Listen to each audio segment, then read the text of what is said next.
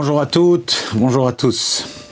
En l'honneur du 11 Nissan, Yud Aleph Nissan, anniversaire du Rabbi, on va partager quelques idées autour de cette date importante.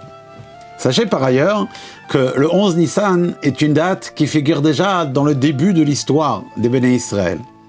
En effet, le 11 Nissan est le premier jour où les Juifs se sont levés le matin en Eretz Israël, en Eretz HaKodesh, après que la veille, avec Yoshua, ils avaient traversé le Yarden. Et donc c'est vraiment le jour du début de leur existence en Eretz Israël, Eretz HaKodesh. Quand on vient et qu'on parle du Rabbi, on peut se poser la question, qu'est-ce qu'un Rabbi? Alors évidemment, il y a les définitions classiques, c'est qu'un Rabbi, c'est un grand tzaddik qui peut intercéder pour nous auprès d'Akadosh Baruch Hu. Un tzaddik, il a le koach des brachot, comme c'est écrit dans le Midrash, il dit qu'Akadosh Baruch Hu, il a donné le pouvoir de bénir aux Kohanim et aux tzaddikim. Le tzaddik, il peut donner une bracha, il a cette force de donner, de bénir. Un tzaddik, un rabbi, c'est un rav, un gadol batorah, c'est quelqu'un qui enseigne la Torah à la génération, qui montre à chaque fois aussi ce qu'il faut renforcer, ce qu'il faut encore plus travailler, etc. Et ainsi, un rabbi, c'est comme les initiales du mot rabbi, Resh Bet Yud, Rosh Bnei Yisraël, la tête des enfants d'Israël. Vraiment comme la tête, qui est le centre névralgique, le centre intellectuel, et qui donne la direction à tout. Mais il y a une petite anecdote qui nous montre qu'il s'agit de bien plus encore. Il y avait un juif américain, d'un certain âge déjà, qui, une fois, lors d'une yiridout, d'une audience privée avec le rabbi, a demandé au rabbi cette question-là. Il lui a dit, qu'est-ce qu'un rabbi? Alors le rabbi lui a répondu, un rabbi, c'est un ami. Alors la personne, elle était très surprise, elle a dit, un ami? Pour un ami, j'ai pas besoin d'un rabbi, j'ai beaucoup d'amis. Alors le rabbi, il lui a dit, non. Combien de tes amis seront capables de te parler de tous tes défauts? Ça n'existe pas. Puisque la plupart des gens, ils sont gênés, ou ils ne veulent pas déplaire à quelqu'un. Donc on reste poli, on respecte la vie de chacun. Il lui a dit, mais un véritable ami, c'est quelqu'un qui peut te parler de tous tes défauts, et en même temps te dire aussi comment les arranger, et en même temps aussi qui te dira qu'il va t'aider. Et ça, c'est un rabbi. Alors réfléchissons-nous, nous-mêmes, dans notre avodat Hashem, dans notre relation avec Akadosh Baruch Hu, au-delà des brachot qu'on demande au rabbi, au-delà des directives et d'une direction dans notre vie qu'on peut recevoir, comment est-ce que le rabbi est notre ami, c'est-à-dire qu'il va nous aider dans notre réalité de tous les jours? Et pour cela, faisons un petit détour. La date d'ailleurs de Yud Aleph Nissan tombe très souvent autour de la paracha de Vayikra et toujours dans le Sefer de Vayikra. Tout au début de la paracha de Vayikra, Akadosh Baruch Hu enseigne les lois des korbanot, des sacrifices, et il dit Adam ki yakriv mikem korban l'Hashem. Si un homme sacrifiera de parmi vous un sacrifice pour Hachem, alors mina behema, il devra emmener ça à des animaux, mina bakar, mina tzon, du gros ou du menu bétail, takrivu et korbanchem, vous emmènerez vos offrandes. Rabbi Shneur Zalman, l'auteur du Tanya, dans un discours chassidique, un ma'amar qui est imprimé dans le livre du Likutei Torah, relève plusieurs choses à propos de ce pasouk. Ce pasouk contient plusieurs éléments étranges au niveau de la formulation. Commençons par le fait qu'il y a écrit Adam qui yakriv mikem, un homme qui voudra sacrifier de parmi vous, qui, à la lecture première, pourrait faire croire qu'on sacrifie un être humain, ce qui, chas v'shalom, évidemment, n'est pas le cas. Donc, on comprend qu'il faut lire ce passage comme s'il était écrit « un homme de parmi vous qui sacrifierait », sauf que techniquement ce n'est pas ce qui est écrit, et donc la question se pose pourquoi. Et ensuite aussi, le verset commence au singulier, « Adam ki yakriv », et il termine « Takrivu et korbanchem ». Vous sacrifierez, pluriel, vos offrandes. Et en plus, il y a encore une chose, c'est que même le singulier qu'il y avait au début du verset était à la troisième personne, qui yakriv lorsqu'il sacrifiera, alors que le pluriel de la fin du verset est à la deuxième personne, de vous sacrifierez. Donc c'est un double changement. Et Rabbi Schneur Zalman dit pourquoi tous ces changements. Et sans rentrer dans le développement du Mahamar, de ce discours là-bas, mais l'idée maîtresse est la suivante. Une personne dans sa relation avec Akadosh Baruch Hu peut connaître deux formes de passion, d'être enflammé dans sa relation avec Hachem, lorsque un tel état existe. Évidemment, ça arrive qu'on n'est pas enflammé. Mais lorsqu'on est enflammé, on est chaleureux, on a envie de faire plus des mitzvot, de s'investir dans l'étude de la Torah, etc. Eh bien, cet élan-là, cet engouement peut venir de deux manières. Soit il vient de la personne elle-même. La personne a travaillé sur elle-même, elle a investi dans la prière, elle a réfléchi, elle a médité ce que les mots de la tfila nous racontent, etc. Elle a vraiment fait le travail personnel jusqu'à révéler sa propre neshama, son propre âme divin, et c'est ça qui va lui donner ensuite une flamme. Et si une personne ne fait pas ça, alors c'est perdu. Celui qui ne fait pas tout ce travail-là, ça y est, c'est fini, kaput, chas v'shalom. Kadosh Baruch Hu, il laisse personne aller complètement à la perte. Il y a une deuxième possibilité. La deuxième possibilité, c'est que l'éveil vienne d'en haut.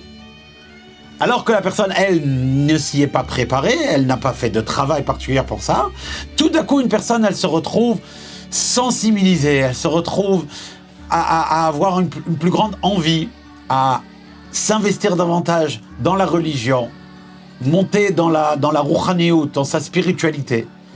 Elle a comme un éveil qui lui vient. Et c'est très agréable. Donc ça, c'est une autre possibilité. Sauf que, attention, dit Rabbi Schneur Zalman, dans ce deuxième cas de figure, où l'éveil est venu par Hachem, il y a anguille sous roche. Le problème, c'est qu'elle peut être de courte durée. C'est-à-dire que il va y avoir un moment où on s'enflamme, on va être tout feu, tout flamme, ça va durer un jour, une semaine, un mois, le temps que ça dure, et puis un jour, on se réveille avec la même torpeur, la même lourdeur, la même indifférence, froideur qu'on avait auparavant par rapport à certaines choses religieuses. Et en plus, souvent, une personne, elle peut être dégoûtée et dire « Ah bon, alors dans tout ce cas-là, j'étais un grand, comme on dit, mytho, je faisais n'importe quoi, c'est même pas moi, regarde, en réalité, je croyais que ça m'intéressait, mais en fait, j'en ai rien à faire, etc. » Explique Rabbi Schneur Zalman. Ce n'est pas que tu n'avais rien à faire, c'est juste que l'éveil ne venait pas de toi. Donc oui, quelque part, ce n'était pas vraiment toi, mais en partie, c'est toi qui t'es éveillé. Mais uniquement ta neshama, c'est uniquement ton âme divine qui a été mis en motion par Akadosh Baruch Hu. Et son amour naturel de la neshama, elle a fini par t'entraîner, elle était contagieuse. Mais elle n'a pas changé ta personnalité. Car ta personnalité humaine, celle qui, dans le langage chassidique, est appelée l'âme animale, la nefesh abahamit, elle n'a pas bougé, étant donné qu'il n'y a pas eu d'effort de la part de la personne. Donc elle ne peut pas bouger. La personne, en réalité, elle est restée la même. Alors voici le conseil. Lorsque une personne se trouve soudainement animée d'une plus grande sensibilité, d'une plus grande intérêt et amour pour Hachem et dans la religion, il faut qu'en même temps que cet élan existe, il faut en même temps que cela qu'il commence aussi à sonder sa propre personne et voir quelles sont les choses qu'il peut faire, des efforts dessus, des choses qui ne sont pas comprises dans l'élan, mais qui, grâce à l'élan d'ailleurs, ces efforts seront facilités. Alors certes, l'élan s'estompera, mais la personne aura amorcé un travail individuel qui lui permettra par la suite de recréer cette flamme à l'intérieur d'elle-même, de par elle-même. Donc c'est Akadosh Baruch Hu, quelque part, qui a commencé ce jeu de séduction et qui a éveillé la personne. Mais ensuite, la personne, elle a pris le relais.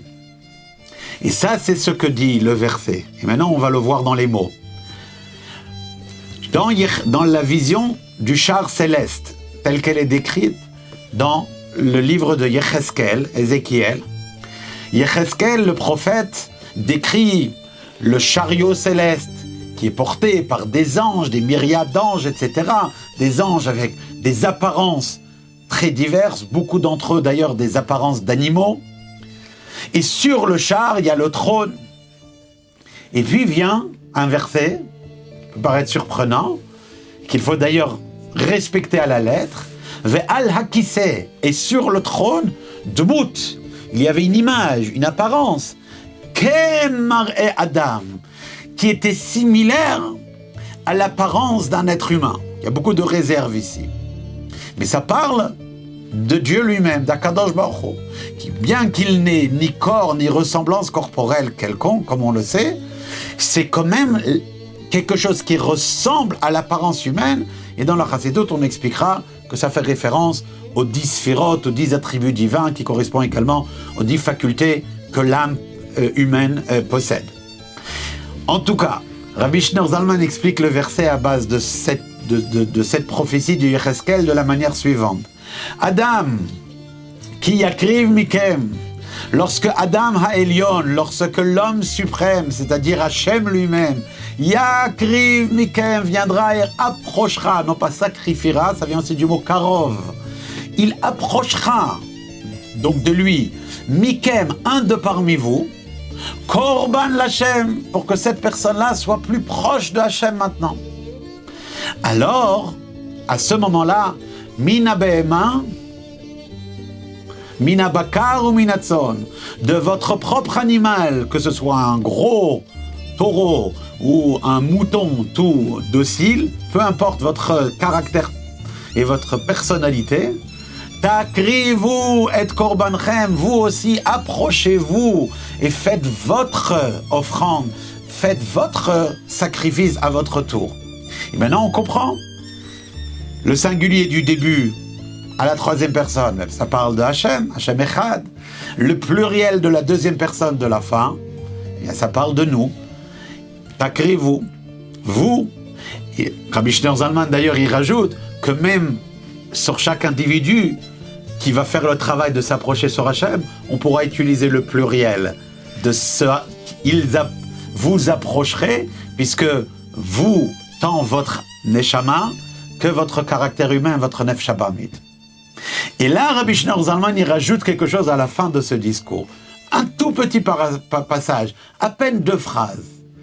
Il dit, le mot Adam fait également référence à Moshe Rabbeinu. Et dans ce cas-là, voici le sens de Pasuk. Adam qui yakriv mikem korban l'Hachem, lorsque le plus choisi des hommes, le Moshe Rabbeinu, il approchera un juif de parmi vous pour qu'il soit proche d'Hachem, mais la suite, c'est comme on a dit, vous aussi faites votre travail. Sauf que comment est-ce que Moshe Rabbeinu approche? Moshe Rabbeinu approche par ses enseignements. Les enseignements qu'il donne, la Torah qu'il donne, c'est ça qui va approcher la personne, éveiller la personne, puisque la Torah, elle va éveiller la Neshama. Et ceci nous ramène à ce que le Rabbi il a dit à ce juif. Car vous savez, le Zohar, il dit que Moshe Rabbeinu, il continue, il existe dans chaque génération. Dans le langage du Zohar, Itpashtuta de Moshe bechol dara vadara. Tel que Moshe Rabbeinu se diffuse et se perpétue dans chaque génération. Et donc dans notre génération, le Rabbi, le Moshe Rabbeinu de la génération, il est celui qui remplit ce rôle de Adam qui yakriv mikem korban l'Hashem. Viendra Adam, le choisi, qui approchera le juif d'Akadosh Baruch Hu. Et honnêtement, qui comme nous dans notre génération peuvent être témoins de combien de gens ont été approchés d'Hachem par le Moshe Rabbeinu, qui est le Rabbi. Adam qui yakriv mikem korban l'Hashem. Moshe Rabbeinu de la génération, le Rabbi qui approche un juif d'Hachem, lui dit fais une mitzvah, mets tefillin, fais kasher, viens Farbrengen, écoute des paroles de Torah. Mais en même temps, il ne nous dit pas ça pour faire le travail à notre place, mina behema, etc. Et maintenant à nous aussi de faire notre travail. Et ça, c'est la particularité de ce que chez les chassidim on appelle la hitkashrut, l'attachement avec un tzaddik, et en l'occurrence l'attachement avec le Rabbi. L'attachement avec le Rabbi, elle ne doit pas être prise comme aller à une supérette de brachot. Je veux être attaché à un tzaddik, comme ça grâce à ça je serai au Gan Eden, grâce à ça j'ai une adresse. Bien sûr, ça c'est des bénéfices collatéraux. Sur le côté, notre perspective doit cependant être que le but de notre attachement, c'est que comme ça, notre neshama, elle s'enflamme. Le Adam, Moshe, le Rabbi, il allume notre neshama, il nous donne des élans dans notre avodat Hashem. Et après, grâce à cet élan-là, nous, on investit et on devient des meilleures personnes. Vous savez, le jour d'un anniversaire, c'est le jour où le mazal de quelqu'un brille plus. Ça veut donc dire que le 11 Nissan, c'est le jour où le mazal du Rabbi brille plus. Et donc par extension, c'est le jour où nous aussi, nous pouvons plus briller en prenant les kochot que le Rabbi nous donne. Pesach, Kasher, Vesameach.